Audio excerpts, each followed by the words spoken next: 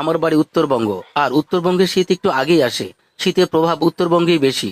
ঢাকা এবং অন্যান্য জেলায় যারা অবস্থান করছেন তারা অনেকেই হয়তো ভাবছেন শীত আরো অনেক দেরি। তাই আমি আগাম শীতের কিছু দৃশ্য আপনাদেরকে দেখাচ্ছি। অবশ্য শীতের দৃশ্য ধারণ করতে হলে সকাল সকাল ঘুম থেকে উঠতে হয়। অনেক কষ্ট করে, অনেক চেষ্টা করে সকালবেলা ঘুম থেকে উঠলাম শুধুমাত্র এই শীতের দৃশ্য দেখার জন্য আর আপনাদের দেখানোর জন্য। দেখুন, চারদিকে সবুজে ঘেরা ধান আর বিলে জমে থাকা সামান্য পানি।